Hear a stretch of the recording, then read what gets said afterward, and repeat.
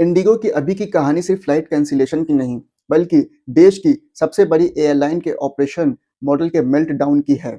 सोचिए, अगर आपने छुट्टी प्लान की है, टिकट बुक किया है, बैग तक पैक कर लिया है और एयरपोर्ट पहुंचे, वहां पता चले कि आपकी फ्लाइट ही नहीं है। ऐसा मजाक एक दो नहीं, बल्कि हजारों पैसेंजर्स के साथ हो रहा है और कसूरवार सिर्फ एक ही, इंडिगो। देश की 60% से ज्यादा घरेलू हवाई यात्रा इंडिगो के पंखों पर चलती है और वही एयरलाइन आज देश भर में यात्रियों को हवा में लटकाकर छोड़ रही है।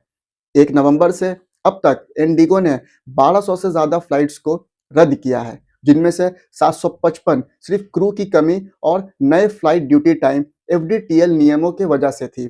2 से 4 दिसंबर के बीच रोजाना 200 से 550 उड़ानें रद्द या बुरी तरह लेट हुई। दिल्ली में लंबी लाइनें, बेंगलुरु में एक दिन में 40 से ऊपर फ्लाइट गायब, हैदराबाद में अकेले 90 से ज़्यादा उड़ानें रद्द।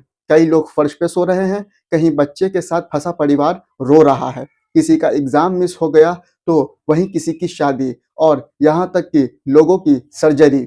बात फ्लाइट की है इसलिए खबर में है, अगर बात रेलवे स्टेशन की होती तो लोग ना ही देखते और ना ही पूछते, क्योंकि ट्रेनों में भारत की गरीब जनता चलती है और गरीब को लोग गलीज समझते हैं।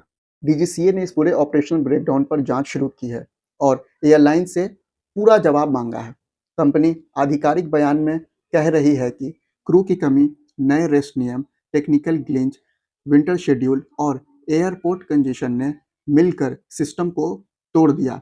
जब एक ही एयरलाइन डोमेस्टिक मार्केट में 60% से ज़्यादा पकड़ रखती है, तो इसका मेल्टडाउन पूरे एविएशन सिस्टम का मेल्टडाउन है। रेगुलेटर का काम सिर्फ एडवाइजरी और नोटिस भेजना नहीं, टाइम बाउंड और अकाउंटेबिलिटी तय करना भी होता है। पैसा और समय दोनों उन्हीं लोगों का बर्बाद हो रहा है जिनके टैक्स से ये सिस्टम चलता है। अगर आपने भी पिछले कुछ दिनों में किसी फ्लाइट पर भरोसा करके धोखा खाया है, खासकर इंडिगो से, तो कमेंट में अपनी कहानी को हमें बताइए। अगली वीडियो में हम उन्हीं एक्सपीरियंस पर बात करेंगे। बहुत बहुत शुक्रिया।